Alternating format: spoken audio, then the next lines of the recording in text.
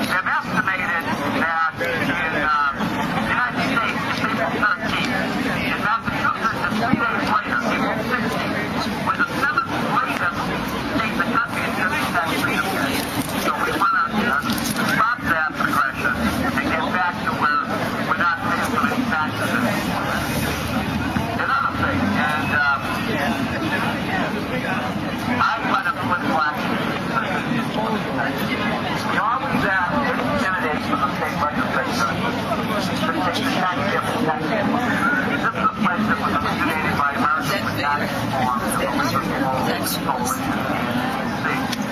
the top thing is not a hard question. It's not asking you not to reach out or whether it just says that it's all problems and organize any effort to increase that.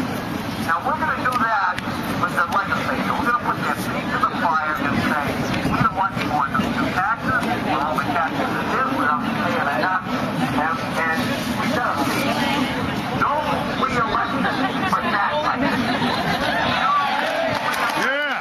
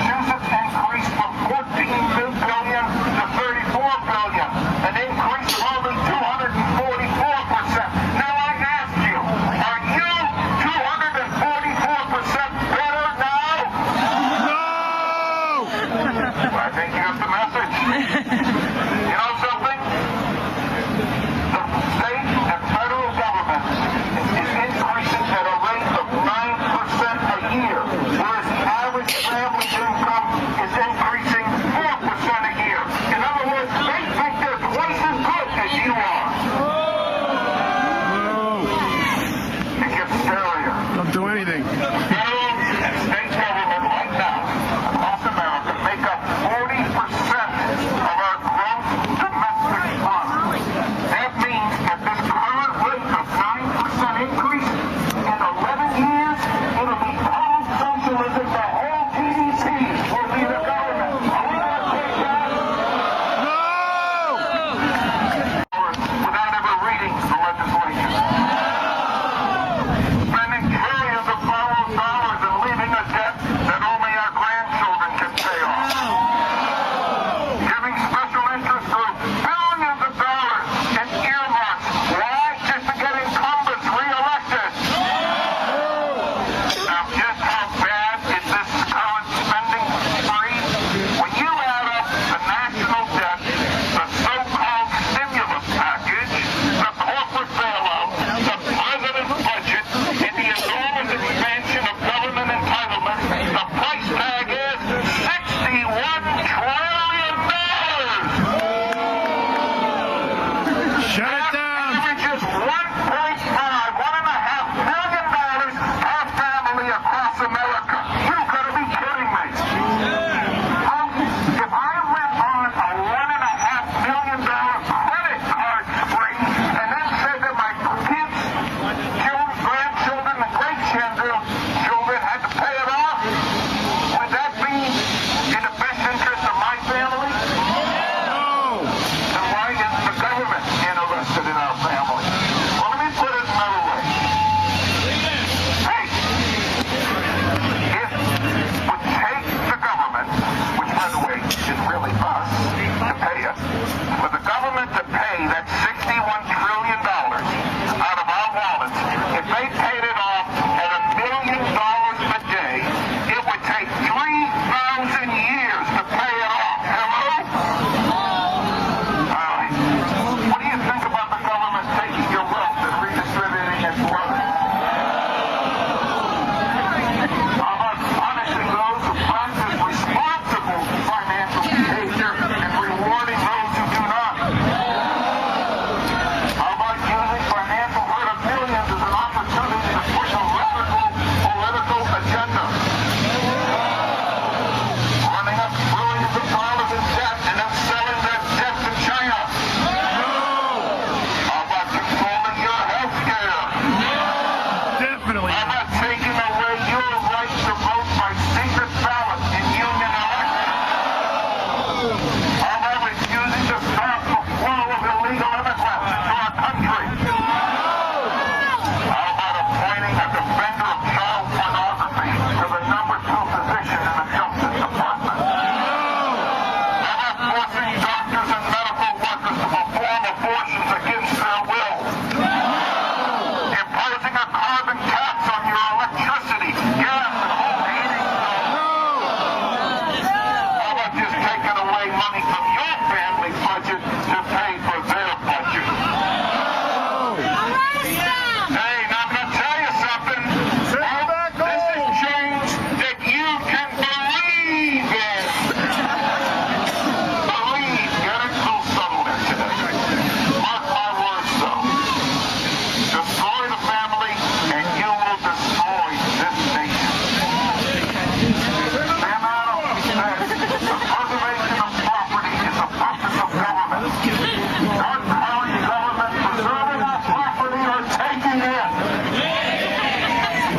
You got the message?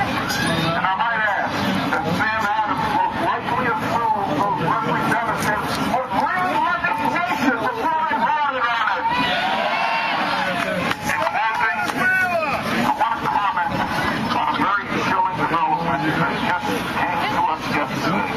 As you know, today, the Department of Homeland Security issued a 10-page threat analysis report yesterday, alerting law enforcement authorities to watchful people protesting against the current administration.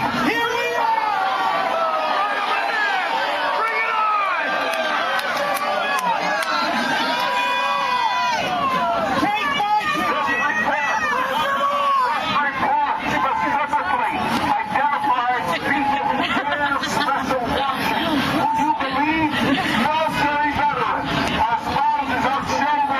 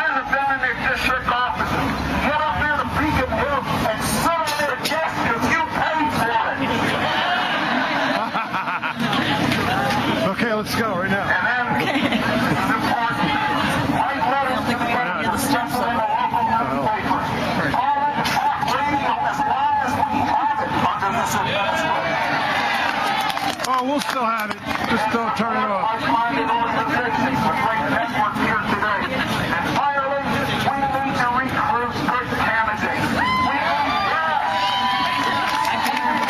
to raise campaign funds. And then roll the funds out to our destroying our nation.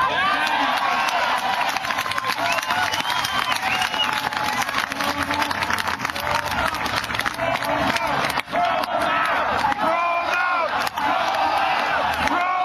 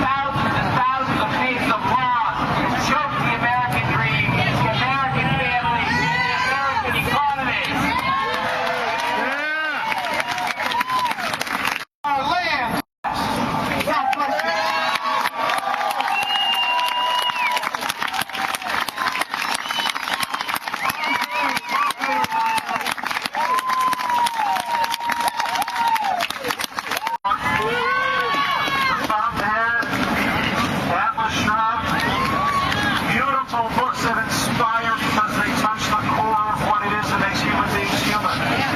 And they inspire us towards all these beliefs that we're talking about here today. We have now a guest who's going to talk to us about that. An objectivist is what the philosophy is called. Joining us now is Dale Grassel.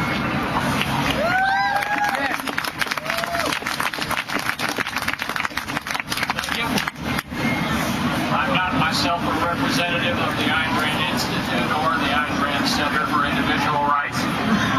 Thank you. But Don Watkins is, and he has written the following speech, which is being read in numerous places all over the country. And I'll begin with his words now. On April 15th, today, thousands of Americans are gathered for modern-day tea parties, proudly named after the Boston Tea Party of 1773.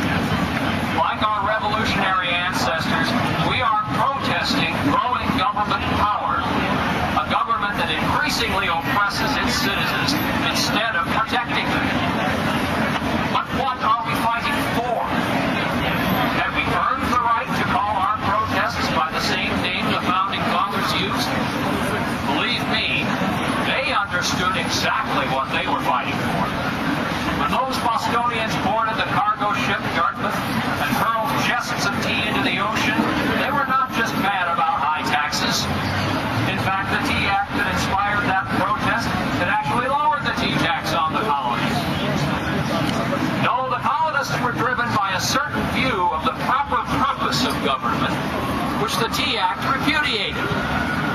That view, which would reach its full expression in the Declaration of Independence, was that the role of government is to protect individual rights, to protect the sovereign individual's right to life, liberty, property, and the pursuit of happiness. But over the past 2 centuries, the ideal of individual rights has all but disappeared from public discourse.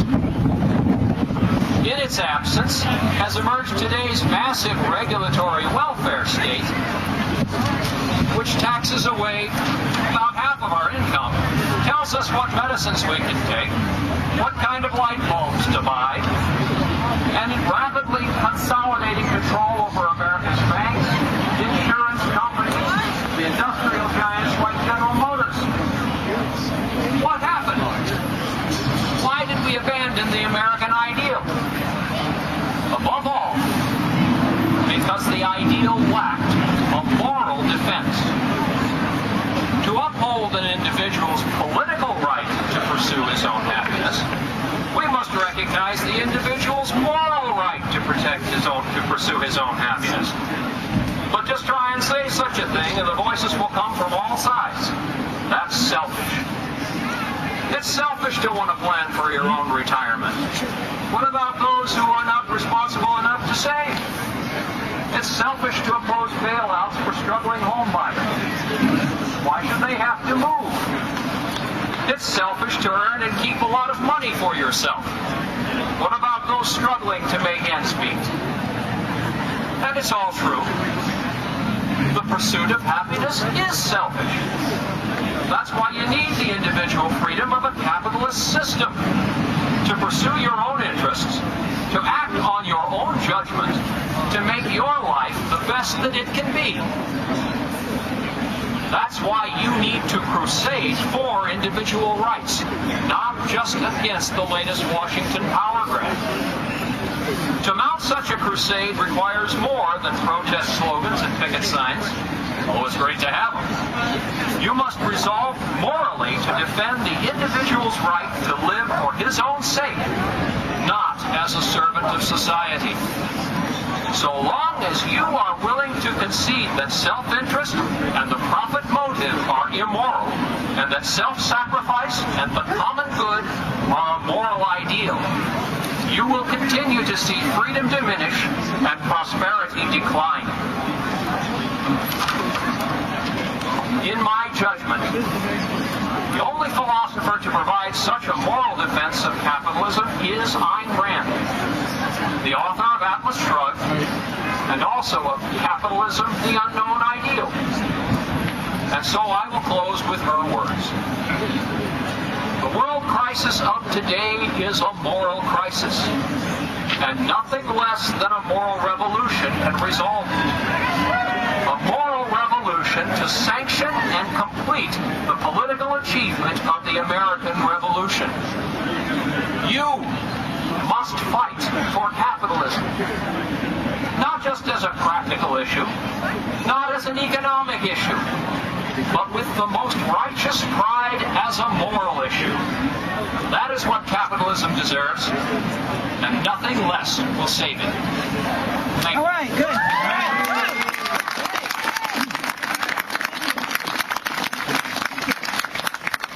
Our speaking next, Sean Ryan, Regional Coordinator of the Campaign for Liberty.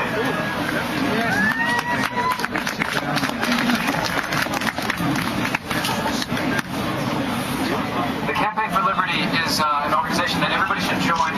Just go to campaignforliberty.com and check out whether you agree with the principles, and if you do, please join. I wanted to talk today about inflation, because this is an anti-tax protest, but inflation is a tax, and I'll explain why.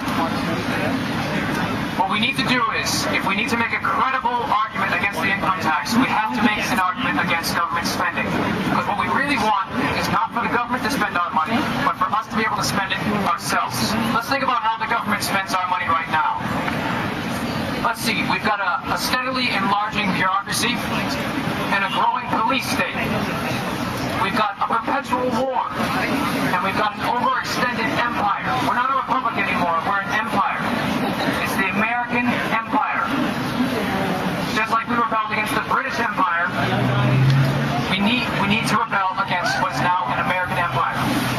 Let's see what else the government spends our money on. They spend it on bailouts for banks that have created a financial crisis, and for businesses that aren't doing their job. They're not making a profit, which means they should not be allowed to exist anymore.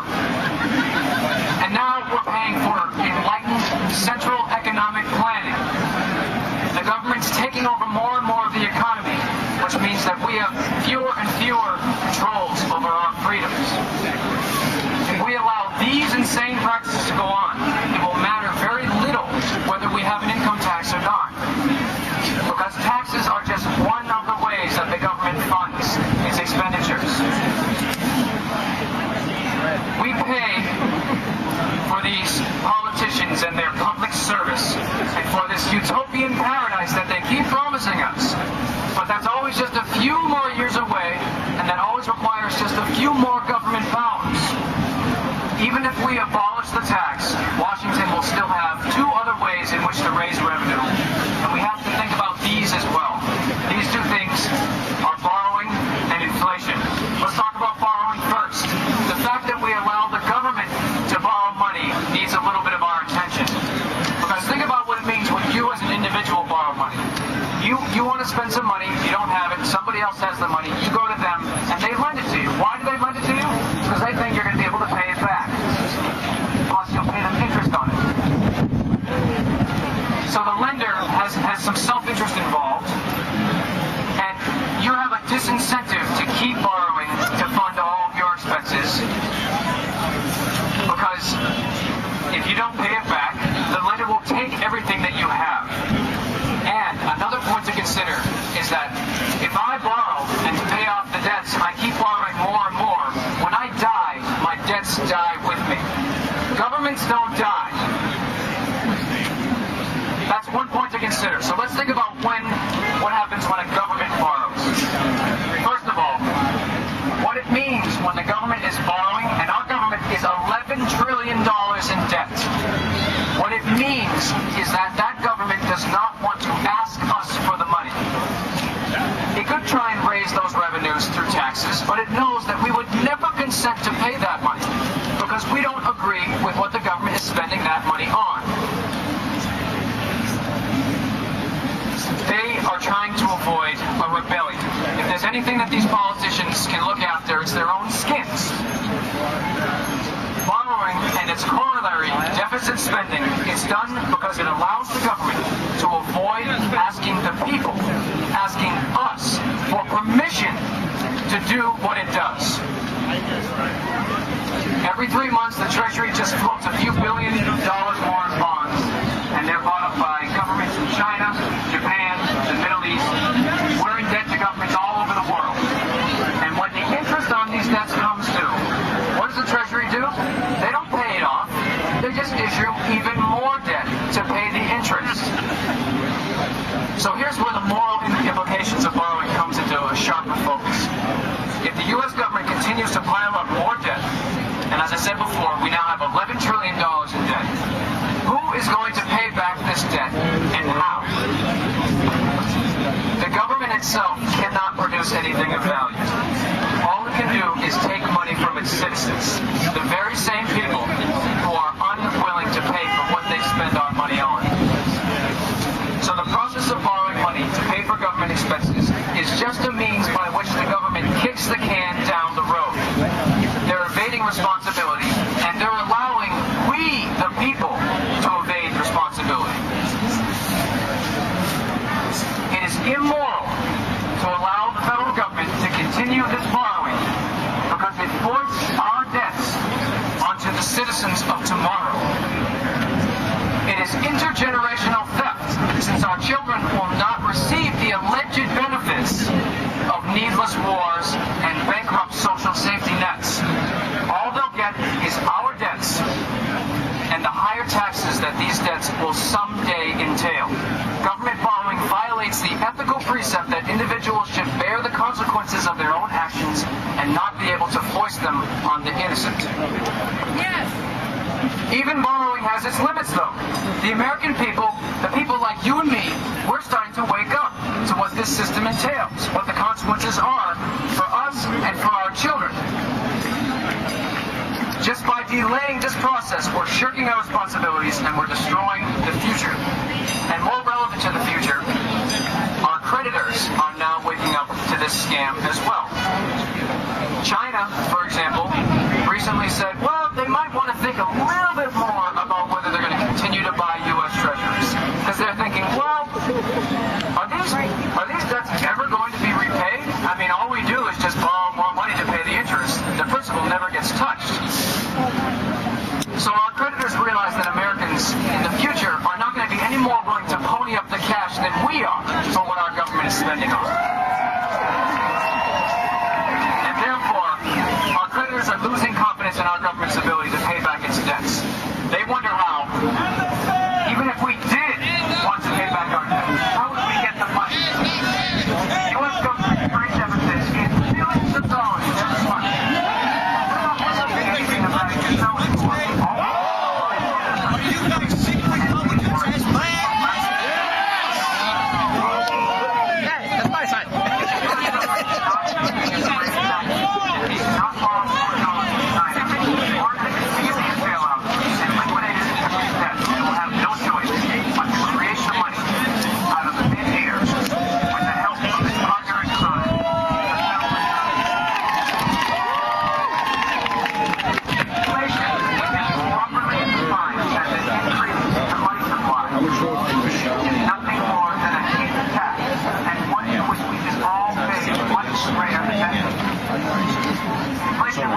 Instead of the government taking the money, the physical money out of your pocket, what it does is it steals the purchasing power of that money. It devalues the money that you have.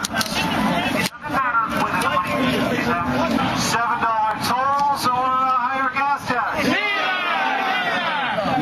What a bunch of creeps you are. You don't want a higher gas tax? No! Jeez. All right, at 3 o'clock, another group is going to walk down, or a group from here is going to walk down to Christopher Columbus Park for another event, in case you didn't get enough of this. Anybody want more? Yeah! And I want to let you know there's a website to go to, Facebook, New Boston Tea Party on Facebook. Search that out. You can keep tabs with everything the organizers of this event have coming up. Let's have a round of applause for all the hard work that went into this. Thank you all for showing up. Make sure you tune into WRKL, but WRKL.com. Tune in to Tom and Todd in the morning, okay? Yeah! And I'll be around for a while if you want to chat. Then I'm going to Lowell and doing this all over again. See ya. Thank you. And thanks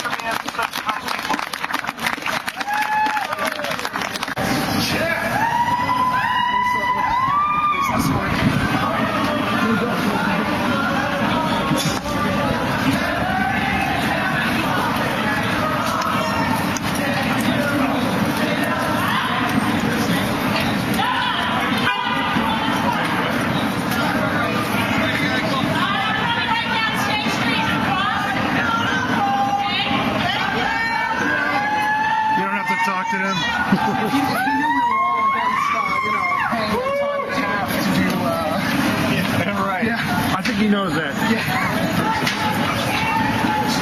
I want him to know it. Details so much. I want him to know it.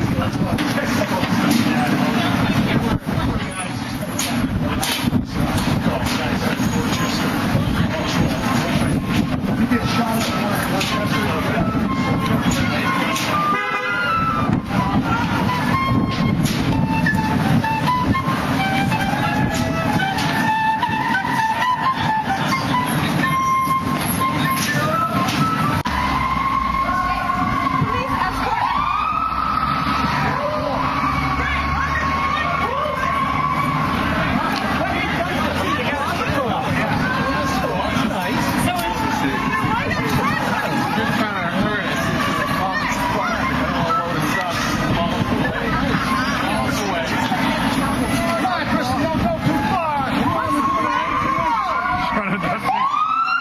She's charging down the street.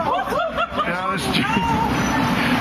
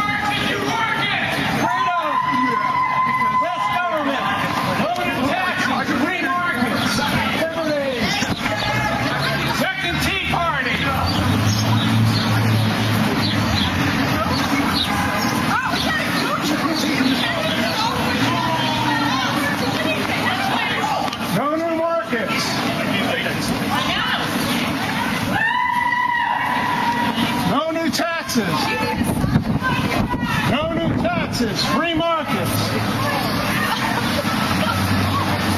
Second Tea Party, no new markets, free taxes. Free taxes, that's better. Oh, the taxes. Free markets. You get it all mixed up. Too tired.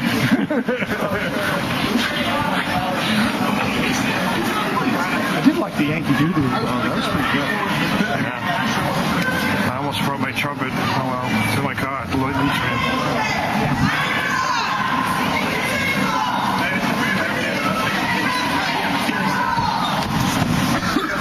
No new taxes, free markets. Free market. No new taxes, free market. Second Tea Party. Okay, we're gonna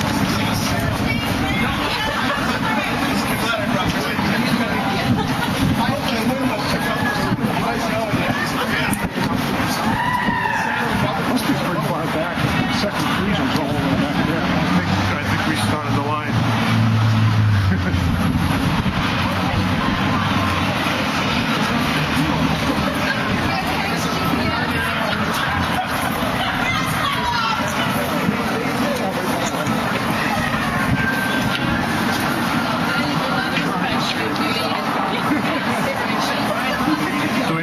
going on. I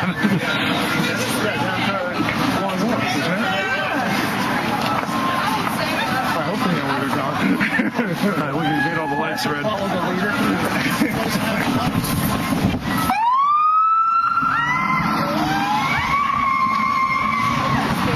Free markets.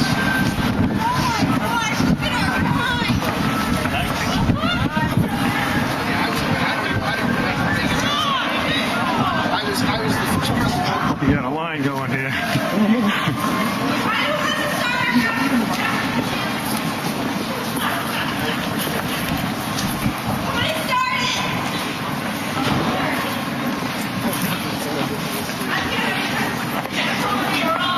What does it say?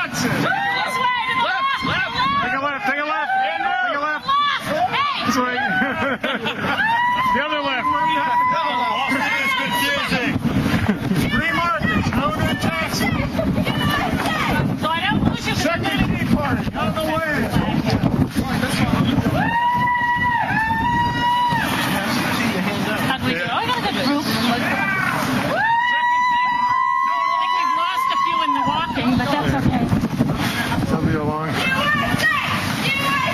didn't expect we'd run this fast. No new taxes.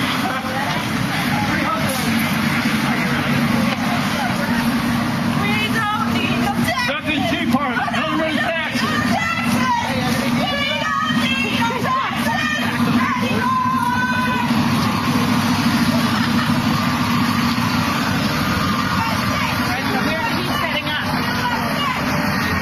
Second Tea Party, no new taxes. Now, where's the long one? Down there. Go right to the arbor. Go right to the arbor, man. Go to the arbor, across the park. Is there a path to the arbor? Well, go across the grass if you have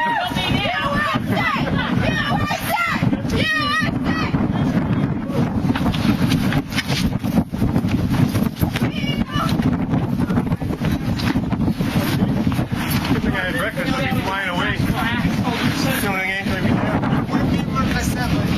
Right down. Thomas Paine. That's all you need. To the left. To the right, I mean, to the right. The other left. They're all over the park. Straight across. Go straight across the grass. Walk on the grass.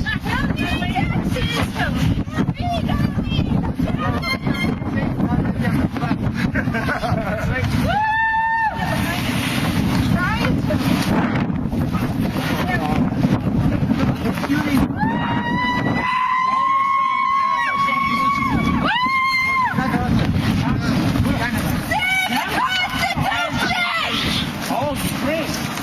My father.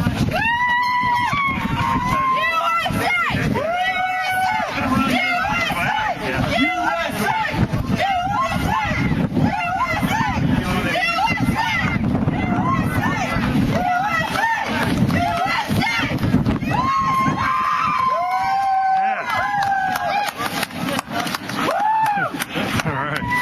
Yeah! Free markets, no new taxes.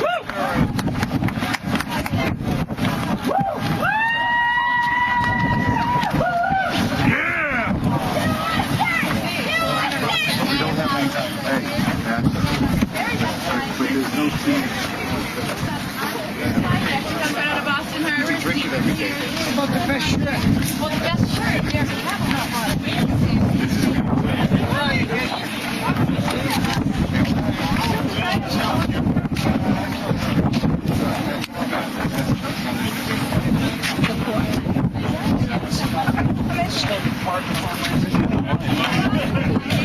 Would you like my picture now?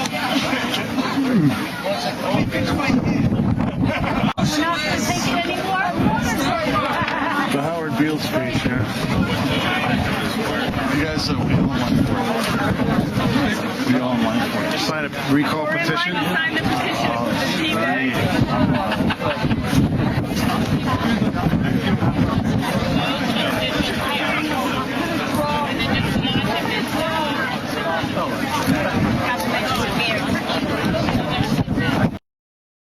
Kids turn out in Europe. Because truly, we have to work for a living, and there are thousands of us for every one person down there this afternoon with Michael Brown. But even though that's true, we're up against something that everyone's up against, and that's modern media culture. And we will be judged tomorrow by the TV shots of tonight and by what the newspapers say. And I have one fear. I have a lot of joys, but I have one fear about today. And if you sit with me for a couple minutes here, I'll come back and I'll tell you what that chief fear is. This is Boston's Talk Evolution 96.9 WTKK. Commerce Insurance. That's because there's a lot more behind your windshield than you think. You hear me speak of my own story shit, I'm not kidding. I have one. I do this all the time to get my own shit. It's far better than any shit I've ever seen. Far better than this improvement in change ships. And that's eliminates me. And like from the back of the leagues there, shed some of the chain stores have finished studs are part of the bottom floor. It's falling apart. It's got a big dump of wet trash. Reed's sheds use stickers here and great plywood for the floor. Pressure treated lumber under the floor. Premium extremist. My fear about today. My fear about today is, like I mentioned earlier to Michael Graham, I want to say it in a little more detail. There's great joy about today and what it represents. It is one of the first spontaneous grassroots protests of significance of my lifetime. And one of the few spontaneous, significant grassroots protests in American history. And it's marvelous and splendid and exciting and important. And the fact that working people turn out, because in the crowd right now down at Christopher Columbus Park, there are no bums, there are no welfare cheats. Obama is in the crowd down there. Take a look around. Working people turning out for something like this is an amazing thing. And truly there will be tens of thousands of people unable to be there because unlike the left, we work for a living. We go to the office all day and work. When we're out there digging holes, whatever we're doing, it's very difficult to get middle-class people to turn out. Warm by the column. I got it. All that had to be said.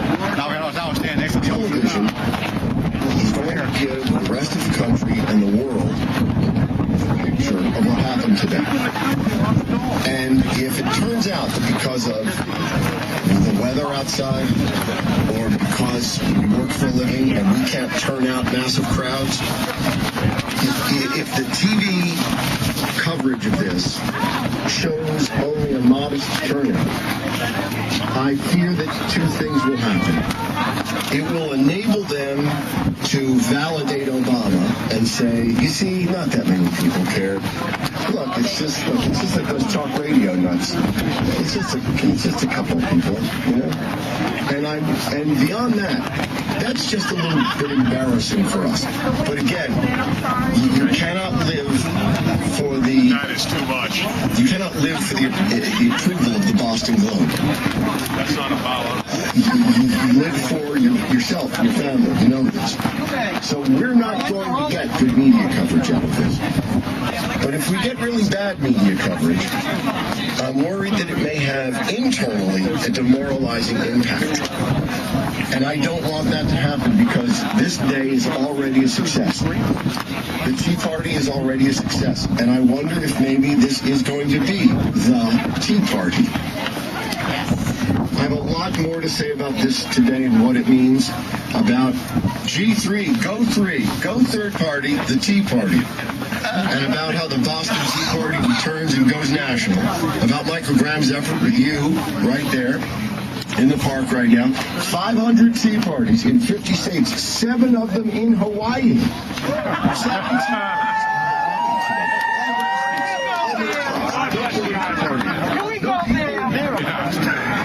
who are leeching off the system. And you know what? When it comes to hope and change, that gives me serious hope for real change. You know what someone called us earlier today, I think in the Wall Street Journal? Smart mobs. We'll take it. Smart mobs. Smart mobs. Smart mobs. I have a lot more to say, but let's say it together. Scott from Car, welcome to TKK. Hey, Jay, how you doing? I'm well, thank you. First, thanks for doing your job. Well, thank I you. love your show. What's your impression of what today is going to mean? Well, I want to get to that in a second. First, I have a commentary on your parallel between then and now vis-a-vis of one-third. Yes. Sadly, for the one-third, we're really watching the lazy, stupid third, and going forward with the loyalist third. And I think it's going to be a problem for us. That's why I really doubt whether we can win 51%. I think we can in theory, but I know we can get a solid 34. Hey, I'm there. If we can manipulate, I mean that the good way, if we can manipulate, choreograph the system such that we can establish a third party with a shot of getting 1/3 of the vote, we will never be disappointed again.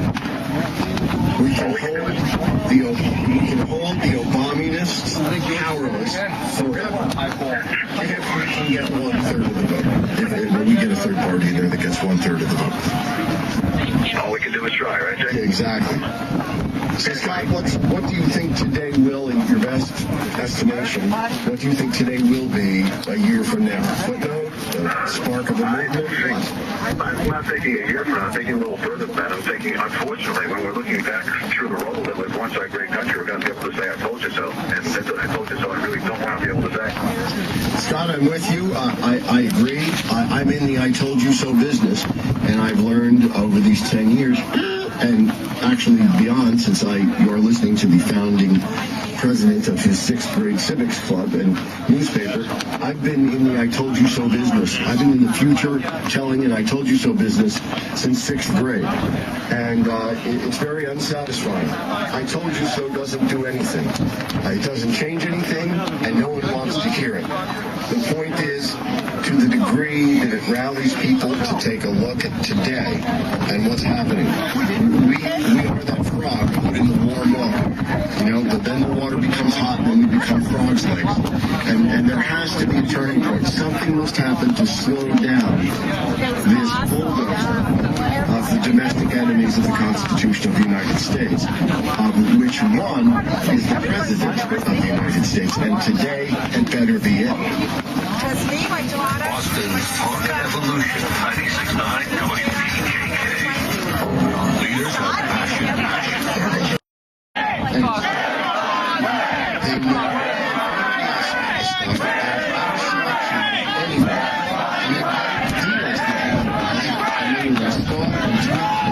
Forever what they sell.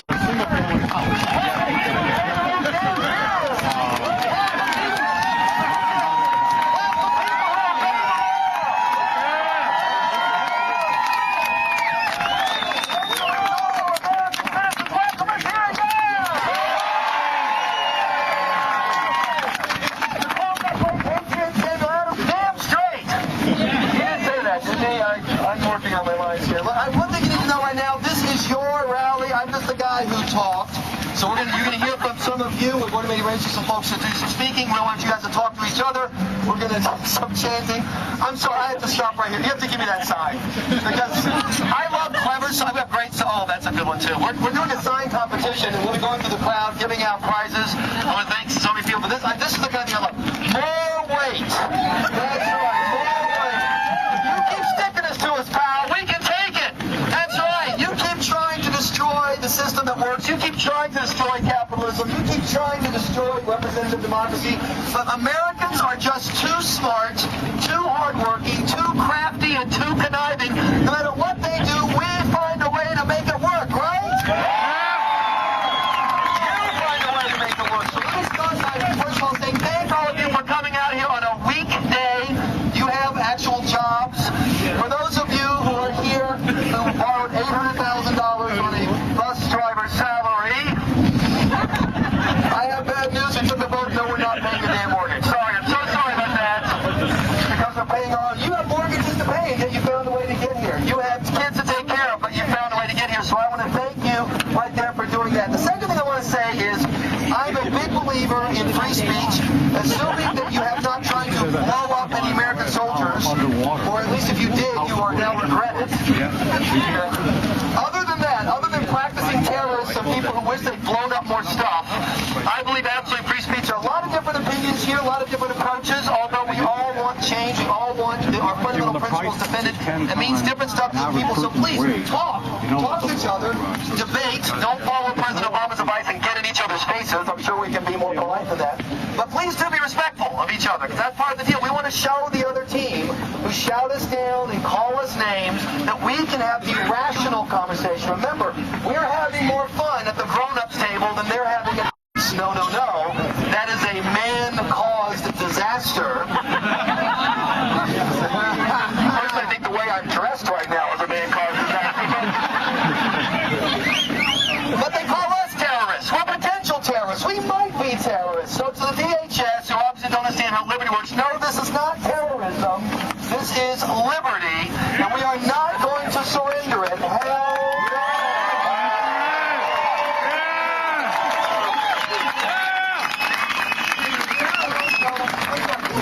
Is this not a great sign? Money, there it is. We have a lot of great signs. You guys are so proud. One other group of people I want to mention, for those of you who are here, if you've arrived yet from Acorn. No. Don't be mad. I'm glad you're here, because if you're going to spend that $4 billion of our tax money, please spend it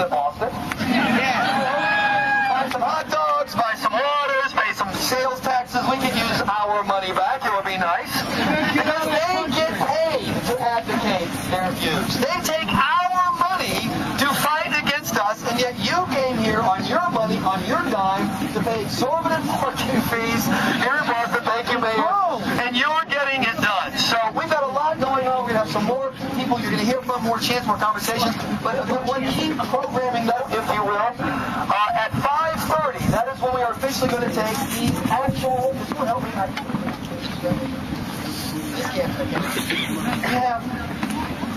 This is a real tea crate. It's the real deal. Interestingly, the one I'm holding is actually from India, as in the East India Tea Company of 1773.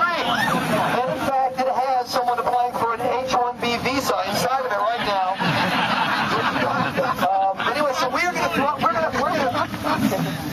gonna throw these actual crates in the water. We're gonna do the real deal. 5:30. I want all of you to be a part of it. We're gonna do a chant and the whole deal. Those of you in Colonial Guard, if you can hang around and be part of the picture, that'll be outstanding.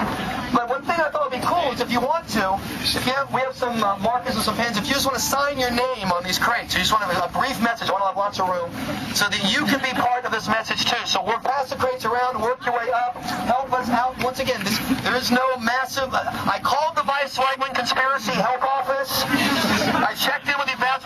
My Zionist masters would not clear a check for today's event. You know, Newt Gingrich is supposedly organizing us. I've been on the phone with Newt all day long, cannot get through to him to try to get some money. This is just us. So watch out for our stuff. Take care of yourself. If you get inspired to speak, yell, chant, make it happen. This is your soapbox. This is our soapbox. I am Michael Graham. Thank you so much.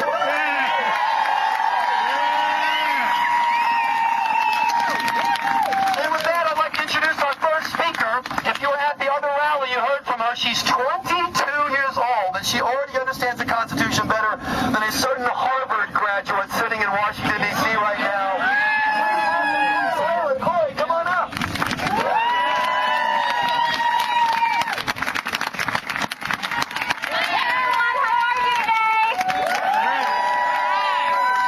So how many of you joined us on the Common this afternoon? Oh, nice. You came back for more. I'm really glad. Thank you, everyone, for coming out. This is really exciting. You know, today we're all here. We're all average citizens. None of us are funded by the government. We are here defending our constitutional liberties. We are here exercising our right of free speech. And we want to hear from each and every one of you today. So thank you for coming.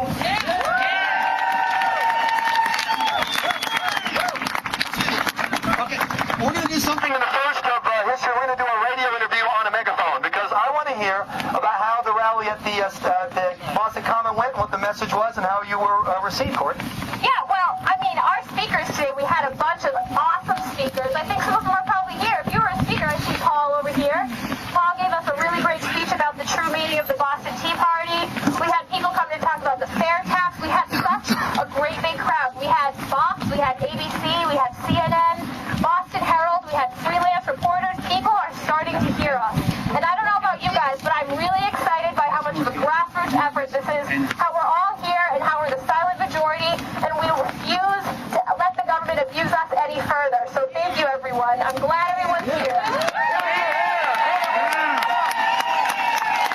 Where was the By the way, a piece of information, if you didn't happen to hear the show today or you don't aren't familiar with the show, I found out today Howard Kurtz at the Washington Post did an analysis of the media coverage of the events today, of the lead up to the Taxpayer Tea Party. The Washington Post, as of today, ran their first story today on the entire 750-city national movement. The Chicago Tribune had run one 300-word story dominated by paranoid wet-your-pants postal workers who thought the tea bags you sent were some kind of frightening high explosive. And I don't know if it says anything about Chicago, but apparently two of them heard themselves trying to smoke the substance. It's government work. You need a break. Anyway, the Boston Globe Democrat, you will be thrilled and astonished to know that as of today had written exactly 0 stories about the Tea Party. I'm not a big history buff or anything. What city was it that had the original Tea Party? And what city is it that they allegedly write their newspaper for? So when I tell you that you are doing this by yourself, I mean it. You are doing this by yourself. The Herald and a piece today, the Globe, absolutely not one thing. Now then again, they're not really the Boston Globe Democrat anymore, as we all know, they're the little New York Times. And the New York Times, how many stories have they written before today? Zero. Except they had one item by Paul Krugman, the liberal columnist, denouncing us as would-be terrorists. So, all the news is fit to print from the New York Times. I've got some people to say hi to. Like I said, talk chant. We're going to be back up here with some more speakers. Thanks for coming out today, folks. Don't go anywhere!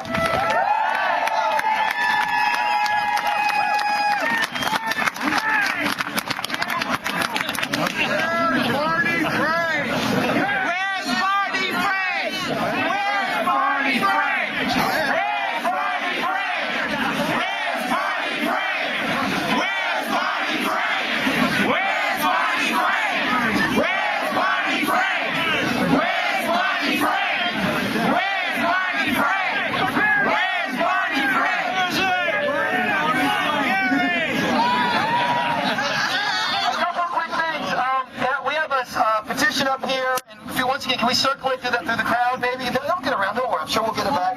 It's a petition, but if you haven't signed it yet, to start the process of making it possible for Massachusetts voters to recall politicians during their course in office.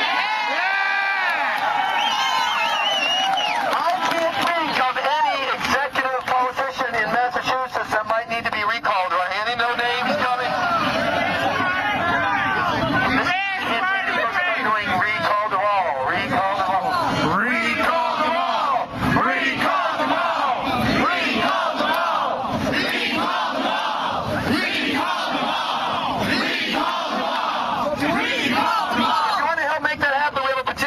All it does is you're committing that if we can get the stuff together and get the petitions out, you'll help us get the names we need for the official process. It's very complicated. Of course it's complicated. It's actual democracy inside Massachusetts. Yeah! To inoculate, they want to make them put something in their water supply to stop us from voting. We're probably drinking it right now. So to make it happen, you have to make it happen. So please get that petition going. Also, there's some people that I've already spoken to, listeners and just people involved. You know who I'm talking about. If you are here, if you can move towards the stage, we can get you up here. I want to do that. Also, I want to practice a chant a couple times. I want to do when we get ready to do the actual tossing of the tea.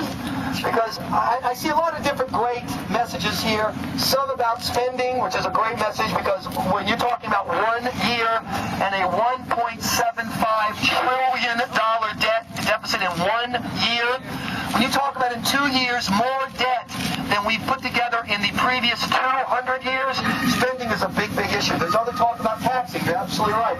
If you can tax it, you can destroy it. Stealing from our kids, opposing bailouts, a big issue for me. Socialism, absolutely. Congress stealing our money. Does it have the sign? Congress is a what's the phrase they use for toxic assets? Congress is a toxic asset. That's it. But for me, here's the issue. This is where I think today's events line up with the original Tea Party. In 1773, the people who lived in America were viewed by the Crown as assets, as stuff to own and control. We would go out, we would make stuff, we would build stuff, we would dig up stuff. The Crown would take it, they'd give us a little pittance, take the rest, sell it somewhere, and they were happy. We were as colonists, something to be squeezed. We were the suckers at the bottom of the ladder, and the suckers decided we had enough and we were going to start climbing the ladder. Well, today, whether it's the decision by Washington to take trillions of our money and give it to their well-connected friends in banks for bailouts, or whether it's here in Massachusetts where we're in the middle of an economic crisis, you can get a $175,000 a year job if Deval Patrick likes you enough. Who pays for those jobs? Who pays for the bailouts? We do! We pay for them. Once again, the government views us as an asset, as something to you. They can squeeze us. They look at us as something that they use to get what they want. The purpose to me of what we're trying to do here, if you take all the messages from spending to debts to bailouts, etc., it is wait. If you were working for me and my kids, you would not be doing this. If they were working for us, we would not be sitting on the stinking pike for 7 hours because they don't give a crap. If they were working for us, they would not be giving away massive pensions to buddies of Deval Patrick. for us, they would not be spending us into a deficit we can never recover from if they were working for us. I think they forgot that. I really do. I think they think they are so much smarter than we are, so much better than we are, that it's our job just to sit down, shut up, and do what we're told. We, they believe, work for them. We are the serfs, we are the slaves, and we work for them. Well, no, I'm sorry. It's called public service. We are the public, and you, Governor Patrick, work for us. President Obama worked for us. You work for us. You work for us. You work for us. You work for us. You work for us. You work for us. Congress. You work for us. You work for us. You work for us. Obama. You work for us. You work for us. You work for us. That's what I want us to be doing at 5:30 when it's time to do this deal and the cameras are rolling. You work for us. If we can get that, look, we're always going to disagree on some stuff, what you should spend on this versus that, and foreign policy. But if the fundamental premise is that they are supposed to wake up every day on Beacon Hill and Capitol Hill and work for us, all of this gets fixed. Every single piece of it gets fixed. But we have to change that relationship. Right now, they are just barely scared of us. Just barely. I want to scare the urine out of them. I want a political class in Massachusetts that has to wear Depends every time they cast their vote. That's what we want. The forgotten man is angry. You're absolutely right. He is. Our 7 to 10 every evening at TKK. Michelle McPhee, let's hear it. Wow, there are a lot of cynics in Massachusetts proving to be smart today. Love this crowd of fellow cynics. Where's the brum? Clean house, vote out every incumbent in Boston.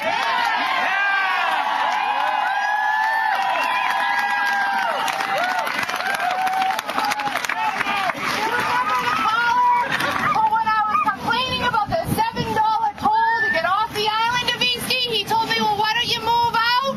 And what was our response? Are we going to flee or are we going to fight? Fight or flee? Woo! Fight. We're gonna fight. We're gonna fight. We're gonna fight. We're gonna fight. We're gonna fight. We're gonna fight. We're gonna fight. Let me get up there.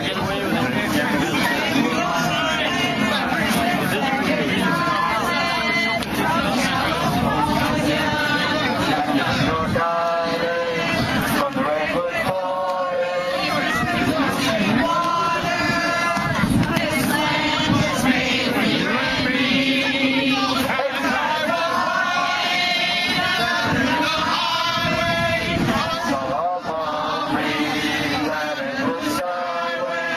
I saw below me that golden valley. This land was me, land me. One more time! This land is your land. This land is my land. From California to New York Island. To the redwood forest, to the rushing waters. This land was me, land me. I want to interrupt you right there because we just got Latin a great chance. Where's Becca? Where's your sign, Becca? Our vets are not a threat. For those of you who don't know about this, you need to know something. We've been joking about DHS, the Department of Homeland Security, but the fact is that last week, President Obama's administration did release a 10-page document raising questions about whether or not we here at this event are a terrorist threat. Are we a potential terrorist threat? Are we part of a dangerous movement? Now, here are the things they mentioned in the DHS report that make us dangerous. We might care about issues. Don't you know you're supposed to be home watching American Idol? Come on! You might care about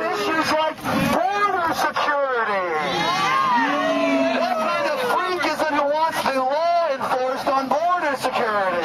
You might care about abortion and pro-life. Ooh, what kind of weirdo cares about babies? You might care about taxation. Ooh, what kind of freak wants to keep your own money? But the most offensive part is an entire section in the DHS report about our veterans and how they might be dangerous, that they might be radicalized when they come back to the United States, and that therefore we have to watch out for our veterans. Here's what I want you to do. Every one of you who is serving or has served the United States military, hold up your hand right now. Hold up your hand.